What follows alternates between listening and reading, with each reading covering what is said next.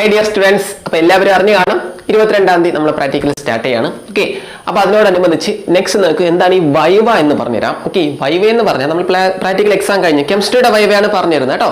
അപ്പോൾ practical exam കഴിഞ്ഞ് നമ്മളിങ്ങനെ പോകുമ്പോൾ ടീച്ചേഴ്സ് വിളിച്ച് കുറച്ച് ക്വസ്റ്റ്യൻ ചോദിക്കും, അതാണ് വൈവ. സാധാരണ ഇത് ചോദിക്കാറില്ല, വളരെ ചിലപ്പോൾ മാത്രമേ ചോദിക്കും. മെജോറിറ്റി ഓഫ് ടീച്ചേഴ്സും ചോദിക്കാറില്ല. എൻ്റെ അടുത്ത് ചോദിച്ചിട്ടില്ല വൈവ. ഫിസിക്സും വൈവ ചോദിച്ചില്ല, കെമിസ്ട്രിയും ചോദിച്ചില്ല, ഞാൻ കമ്പ്യൂട്ടർ സയൻസാണ് പഠിച്ചത്, കമ്പ്യൂട്ടർ സയൻസും ചോദിച്ചിട്ടില്ല. ഓക്കെ, അപ്പോൾ എൻ്റെ അടുത്ത് വൈവ ചോദിച്ചിട്ടില്ല. ചില കുട്ടികൾ ചോദിക്കത്തില്ല, ചില സാറന്മാർ ചോദിക്കും, ചില സാറന്മാർ ചോദിക്കത്തില്ല. ഓക്കെ, ഇനി വൈവ ചോദിച്ചാൽ എന്തൊക്കെയാണ് ചോദിക്കുന്നതെന്ന് പറഞ്ഞുതരാം കെമിസ്ട്രിയിൽ. ഓക്കെ, ആദ്യം നിങ്ങൾ പഠിച്ചു വെക്കേണ്ട വൈവ കൂടുതലും ചോദിക്കുന്നത് സാൾട്ട് അനാലിസിലാണ്. ഈ വർഷം നിങ്ങൾക്ക് സോൾട്ട് അനാലിസിസ് ചെയ്യേണ്ട പ്രൊസീജിയർ മാത്രം എഴുതി കൊടുത്താൽ മതി. അപ്പൊ നിങ്ങൾക്ക് പഠിക്കേണ്ട സോൾട്ടിന്റെ ഐഡന്റിഫിക്കേഷനും കൺഫർമേറ്ററിയും കാണാൻ ആനിയണും കാറ്റോണും ഉണ്ടല്ലോ, അതെല്ലാവരും കാണാൻ പഠിച്ചു വെച്ചേക്കാം. അത് ചോദിക്കും. ചില കുട്ടി ഇങ്ങ വാ, നീ ക്ലോറിന്റെ കൺഫർമേറ്ററി പറയടാ, അല്ലെങ്കിൽ നീ എന്താണ് കാർബന്റെ ഐഡന്റിഫിക്കേഷൻ പറയടാ, അല്ലെങ്കിൽ നീ നൈട്രേറ്റിന്റെ കൺഫർമേറ്ററി പറയടാ എന്ന് പറഞ്ഞ് ചോദിക്കും. അതാണ് വൈവ എന്ന് പറഞ്ഞാൽ. പിടി കിട്ടിയോ? നമ്മളെ സാൾട്ട് അനാലിസിലെ പ്രൊസീജിയർ ഉണ്ടല്ലോ, ഇന്ന ടെസ്റ്റ് ചോദിക്കും, അതാണ് വൈവ. അതാണ് ഒരു 60% കെമിസ്ട്രിയുടെ വൈവ എന്ന് പറഞ്ഞാൽ അത് തന്നെയാണ്. ക്ലിയർ? വേറെ ചോദിക്കില്ല. വോളിയോമെട്രിക് അനാലിസിസ് അങ്ങനെ വൈവ ചോദിക്കത്തില്ലടാ, വളരെ റെയർ ആണ്, ചോദിക്കത്തില്ല. ചോദിച്ചാൽ അവർ ചോദിക്കും എയിം ചോദിക്കടാ, നിങ്ങളെ എക്സ്പെരിമെന്റ് എയിം നിങ്ങൾ അവിടെ എഴുതി വെച്ചിട്ട് വായിച്ചു കൊടുക്കുക. ഇനി വൈവ സാറേ ആൻസർ ഇംഗ്ലീഷിൽ പറയാനോ? ഒന്നും പറയണ്ട, മലയാളത്തിൽ പറഞ്ഞാൽ മതി ആൻസർ. ഓക്കെ, ഒന്നും കുഴപ്പമില്ല. എന്താ വോളിയോമെട്രിക് അനാലിസിസ് എന്ന് പറഞ്ഞാൽ? നമുക്ക് തന്നിട്ടുള്ള ആസിഡ് ഓർ ബേസിന്റെ എത്രയാണോ ഗ്രാം പെർ ലിറ്റർ എന്ന് നമുക്ക് തന്നിട്ടുള്ള ഹോൾ സൊല്യൂഷനിൽ ആസിഡ് ഓർ ബേസ് എത്രയാണോ ഉള്ളതെന്ന് കണ്ടുപിടിക്കണം. ഓക്കെ, നമുക്കൊരു ചെറിയ സൊല്യൂഷൻ ബോർഡിൽ കുറച്ച് തന്നിട്ടുണ്ട്. അതല്ല, നമ്മൾ whole of the given solution, വേറൊരു വലിയ സൊല്യൂഷൻ നിന്ന് കുറച്ചാണ് നിങ്ങൾക്ക് തന്നിട്ടുള്ള ആ വലിയ സൊല്യൂഷനിൽ എത്ര ഗ്രാമാണ് ആസിഡ് അല്ലെങ്കിൽ എത്ര ഗ്രാമാണ് ബേസ് ആഡ് ചെയ്തിരിക്കുന്നതെന്ന് കണ്ടുപിടിക്കുന്ന ടെസ്റ്റ് ആണ് എന്ന് പറഞ്ഞാൽ ടൈട്രേഷൻ അല്ലെങ്കിൽ വോളിയോമെട്രിക് അനാലിസിസ് എന്ന് പറഞ്ഞാൽ ഒന്നുകിൽ ആസിഡ് റാഡിക്കൽ അല്ലെങ്കിൽ ബേസ് റാഡിക്കൽ എന്ത് ചെയ്യുക, അവന്റെ എമൗണ്ട് കണ്ടുപിടിക്കുന്ന ഒരു ടെസ്റ്റ് ആണ് വോളിയോമെട്രിക് അനാലിസിസ്.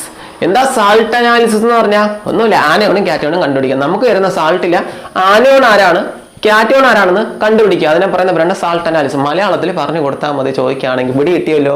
ക്ലിയർ? ഓക്കെ, അത്രേ ഉള്ളൂ. അങ്ങനെ ഇംഗ്ലീഷിലൊന്നും പറയേണ്ട ആവശ്യമില്ല കേട്ടോ. അപ്പൊ ഇതാണ് സാൾട്ട് അനാലിസിസും വോളിയോമെട്രിക് അനാലിസിസ്. സാൾട്ട് അനാലിസിസ് നമുക്ക് തരുന്ന സാൾട്ടിൽ ആനയോണും കാറ്റയോണും ആരെന്ന് കണ്ടുപിടിച്ചു കൊടുക്കുക, ആ ടെസ്റ്റ്. വോളിയോമെട്രിക് അനാലിസിസ് എന്ന് പറഞ്ഞാൽ തരുന്ന സൊല്യൂഷന്റെ ഗ്രാം എത്ര ഗ്രാമാണ്, അതിൽ ഇപ്പം HCl എസ്റ്റിമേഷൻ ആണെങ്കിൽ എത്ര ഗ്രാം HCl ഉണ്ടെന്ന് കണ്ടുപിടിച്ചു കൊടുക്കുക. അതാണ് വോളിയോമെട്രിക് അനാലിസിസ് എന്ന് പറഞ്ഞാൽ. ക്ലിയർ? ഫൈൻ, മനസ്സിലായല്ലോ? അതൊന്നും ചോദിക്കത്തില്ല, ജസ്റ്റ് പറഞ്ഞതേ ഉള്ളൂ. അപ്പൊ ഒരു 60 അല്ലെങ്കിൽ 70% വൈവ ചോദിക്കുകയാണെങ്കിൽ ഉറപ്പായിട്ട് ചോദിക്കുന്നത് സാൾട്ട് അനാലിസിലെ ഓരോ സാൾട്ടിന്റെയും ഐഡന്റിഫിക്കേഷനും കൺഫർമേറ്ററിയും. ഒരു 4 കാറ്റയോൺ 4 ആനയോൺ ഈ വർഷം പഠിക്കാവുള്ളൂ, അതങ്ങ് പഠിച്ചു വെക്കുക. 8 ക്വസ്റ്റ്യൻ പഠിക്കാൻ വേറെ കുഴപ്പമൊന്നുമില്ലല്ലോ, വൈവ ഫുള്ള് കിട്ടി. ഓക്കെ, ഇനി ചില സാർമാർ ഒരു ലെവലും കൂടി ചോദിക്കുന്ന 2 ക്വസ്റ്റ്യൻ ആണ്, സാധാരണ ചോദിക്കുന്ന 2 ക്വസ്റ്റ്യൻ ആണ്. നൈട്രേറ്റിന്റെ കൺഫർമേറ്ററി ടെസ്റ്റ് ഓർമ്മയില്ലേ? Brown ring test. ഞാൻ ഉഡായിപ്പ് മെത്തേഡും കൂടെ പഠിപ്പിച്ചു, ഇനിയിപ്പോ അതിന്റെ ആവശ്യമില്ല, ചെയ്യേണ്ട പ്രൊസീജിയർ. അപ്പൊ നൈട്രേറ്റിന്റെ കൺഫർമേറ്ററി ടെസ്റ്റ് ആണ് ബ്രൗൺ റിംഗ് ടെസ്റ്റ്. ബ്രൗൺ റിംഗിൽ എന്തുകൊണ്ടാണ് ബ്രൗൺ റിംഗ് വന്നത് ഓർമ്മയിലിരിക്കട്ടെ. നൈട്രേറ്റിന്റെ കൺഫർമേറ്ററി നിങ്ങൾക്ക് ചിലപ്പോൾ എഴുതാൻ തരുന്ന സാൾട്ട് അമോണിയം നൈട്രേറ്റോ ലെഡ് നൈട്രേറ്റോ അങ്ങനെ നൈട്രേറ്റിന്റെ സാൾട്ട് ആണെങ്കിൽ ബ്രൗൺ റിംഗ് ടെസ്റ്റ് എഴുതണം, നൈട്രേറ്റിന്റെ കൺഫർമേറ്ററി. അപ്പൊ എന്തുകൊണ്ടാണ് brown ring? Brown ring is due to the formation of ഈ compound. Penta aqua nitrosyl iron sulphate എന്നും വിളിക്കാറുണ്ട്, ഫെറസ് സൾഫേറ്റ് എന്നും വിളിക്കാറുണ്ട്. അയൺ ഓർ ഫെറസ് എന്ന് വിളിക്കാം. അയൺ അറിയില്ല, iron or ferrous. Penta aqua nitrosyl ferrous sulphate. അവന്റെ ഫോർമുല ഏതാണ്? ഫോർമുല കൂടെ പഠിച്ചു വെക്കിയത് സ്ഥിരം വൈവയ്ക്ക് ചോദിക്കുന്ന ഒരു ക്വസ്റ്റ്യൻ ആണ്. ബ്രൗൺ റിംഗിന് കാരണമായ കോമ്പൗണ്ട്. എന്തുകൊണ്ടാണ് ബ്രൗൺ റിംഗ് ഫോം ചെയ്യുന്നത്? കാരണം ആ ലിക്വിഡ് ജംഗ്ഷനിൽ ഈ കോമ്പൗണ്ട് ഫോം ചെയ്യുന്നതുകൊണ്ടാണ്. Penta aqua nitrosyl ferrous sulphate or iron sulphate. ഈ പേര് പഠിച്ചു വെച്ചോ. നൈട്രേറ്റിന്റെ കൺഫർമേറ്ററി ടെസ്റ്റിൽ ബ്രൗൺ റിംഗ് ഫോം ആകാൻ കാരണമായിട്ടുള്ള കോമ്പൗണ്ട്. ഇത് ഉറപ്പായിട്ട് ചോദിക്കാൻ ചാൻസ് ഉണ്ട് കേട്ടോ. നിങ്ങൾ വൈവ കഴിഞ്ഞ് കുറച്ച് കുട്ടികൾക്ക് ഈ ക്വസ്റ്റ്യൻ ഉറപ്പായിട്ട് വരും. അപ്പൊ പഠിച്ചു വെക്കണേ. ബ്രൗൺ റിംഗ് എന്ന് കേട്ടാൽ ഉടനെ സാറേ അത് penta aqua nitrosyl ferrous sulphate ആണ്, അല്ലെങ്കിൽ penta aqua nitrosyl iron sulphate. Iron എന്നും പറയാം, ഫെറസ് എന്നും പറയാം, തെറ്റില്ല കേട്ടോ. ക്ലിയർ? ഇനി ഒരു ഹൈ ലെവലിൽ ഒരു സാർ വന്ന് ചോദിക്കുകയാണ്, എടാ മോനെ ഇങ്ങ് വാ, നെസ്ലേസ് റിയേജന്റിന്റെ ഫോർമുല പറ. പ്രീവിയസ് ഒരു കുട്ടിക്ക് ചോദിച്ചിട്ടുണ്ട്, ഞാൻ പഠിപ്പിച്ച തന്നെ കുട്ടിക്ക് ചോദിച്ചിട്ടുണ്ട് കേട്ടോ. നെസ്ലേസ് റിയേജന്റിന്റെ ഫോർമുല ഇതാണ് K2HgI4. K2HgI4. ഓക്കെ, ഇനി ആരാ നെസ്ലേസ് റിയേജന്റ് എന്ന് പറഞ്ഞാൽ solution of mercuric iodide in potass iodide. Mercuric അയോഡൈഡിന്റെയും പൊട്ടാസ് അയോഡൈഡിന്റെ സൊല്യൂഷനിൽ മെർക്കുറിക് അയോഡൈഡിനെ പൊട്ടാസ് അയോഡൈഡിലോട്ട് ആഡ് ചെയ്യുക, അപ്പൊ കിട്ടുന്നതാണ് നെസ്ലേസ് റിയേജന്റ്. അപ്പൊ ആരാ നെസ്ലേസ് റിയേജന്റ് എന്ന് പറഞ്ഞാൽ solution of mercuric iodide in potass iodide. Mercuric അയോഡൈഡിന് പൊട്ടാസ് അയോഡൈഡിലോട്ട് ആഡ് ചെയ്യുക, മെർക്കുറിക് അയോഡൈഡിനെ പൊട്ടാസ് അയോഡൈഡിലോട്ട് ആഡ് ചെയ്യുക, അപ്പൊ കിട്ടുന്ന ഒരു സൊല്യൂഷൻ ആണ് നെസ്ലേസ് റിയേജന്റ്. അപ്പൊ കിട്ടുന്നതാണ് K2HgI4. അവന്റെ ഫോർമുല K2HgI4. അപ്പൊ നെസ്ലേസ് റിയേജന്റ് ആരാണ്? മെർക്കുറിക് അയോഡൈഡിനെ ആരിലോട്ട് ആഡ് ചെയ്യുക, പൊട്ടാസ്യം അയോഡൈഡിലോട്ട് ആഡ് ചെയ്യുമ്പോൾ കിട്ടുന്നതാണ് നെസ്ലെസ് റിയേജന്റ്. ഈ രണ്ട് കാര്യങ്ങൾ ഒന്ന് പഠിച്ചു വെക്കുക കേട്ടോ. മനസ്സിലായോ? അപ്പം ബ്രൗൺ റിങ്ങിന് കാരണമായിട്ടുള്ള കോമ്പൗണ്ട് ഏതാണ് കുട്ടികളെ? Penta aqua nitrosyl ferrous sulphate or iron sulphate. അപ്പൊ ഇതൊക്കെ ആണല്ലോ.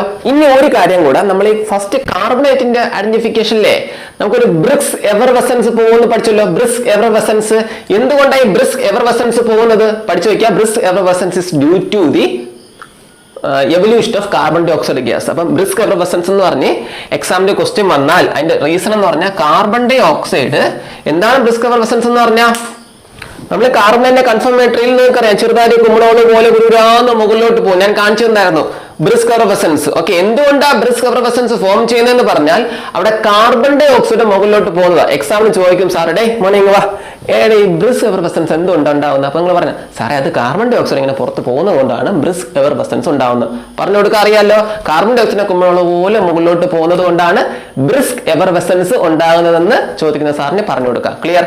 ഇതിലേതെങ്കിലും ചോദിക്കുള്ളൂ. ഹാപ്പി ആയാലോ? അപ്പം വൈവി എന്ന് പറഞ്ഞാൽ ചില സാറുമാര് നിന്റെ പേരെന്ത്, ഫുഡ് കഴിച്ചാ, എല്ലാം എഴുതിയാ, ആ ശരി പൊയ്ക്കോ, ഇതായിരിക്കും ചില സാറുമാർ നിങ്ങൾ ചോദിക്കുന്ന വൈവേ.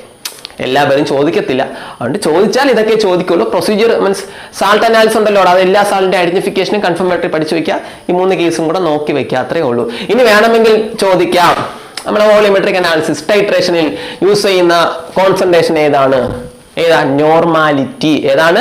നോർമാലിറ്റിയാ യൂസ് ചെയ്യുന്ന. മൊളാലിറ്റിയോ എന്നല്ല, നോർമാലിറ്റിയാ. എന്നാണ് നിങ്ങൾ അവിടെ കണ്ടാണ്, നോർമാലിറ്റി ആണ് എവിടെ യൂസ് ചെയ്യുന്നത്? ടൈട്രേഷൻ യൂസ് ചെയ്യുന്ന കോൺസെൻട്രേഷൻ എന്നാണ്. ഏതാണ്? നോർമാലിറ്റിയാ യൂസ് ചെയ്യുന്നത്. അത് ചോദിക്കാം, വേണമെങ്കിൽ ചോദിക്കത്തില്ല, ചോദിച്ചാൽ നോർമാലിറ്റി എന്ന് പറഞ്ഞു കൊടുക്കുക. പിടികിട്ടിയല്ലോ? അപ്പൊ ഇത്രയേ ഉള്ളൂ കെമിസ്ട്രി വൈവ. എല്ലാവർക്കും മനസ്സിലായെന്ന് വിശ്വസിക്കുന്നു. എല്ലാ കുട്ടികൾക്കും അയച്ചു കൊടുക്കുക കേട്ടോ. എല്ലാവരും ടെൻഷൻ അടിച്ചിരിക്കുകയായിരിക്കും, എന്താണ് വൈവ എന്താണ്? ഒന്നുമില്ല, ചിലപ്പോൾ ഒന്നും ചോദിക്കത്തുമില്ല. ക്ലിയർ? ചോദിച്ചാൽ ഇതൊക്കെ ചോദിക്കുള്ളൂ. മനസ്സിലായല്ലോ? അപ്പൊ മാക്സിമം കുട്ടികൾക്ക് നിങ്ങൾ ഷെയർ ചെയ്ത് കൊടുക്കുക കേട്ടോ. നമ്മൾ കെമിസ്ട്രി ലൈവ് ചെയ്യും.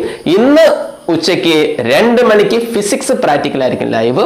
ഓരോ ദിവസവും പ്രാക്ടിക്കൽസ് ലൈവ് വരും. കെമിസ്ട്രി നാളെ ലൈവ് വരും. ഓക്കെ, പ്രാക്ടിക്കൽ ലൈവിൽ ഞാൻ എന്ത് ചെയ്തു തരും? ടൈട്രേഷൻ ഒന്നുകൂടെ ലൈവിൽ ചെയ്ത് കാര്യങ്ങളൊക്കെ നിങ്ങൾക്ക് പറഞ്ഞിട്ട് നിങ്ങളെ ഫുൾ ഡൗട്ടോടെ ക്ലിയർ ചെയ്യും. ഓക്കെ ഫൈൻ, ബൈ എന്നാ.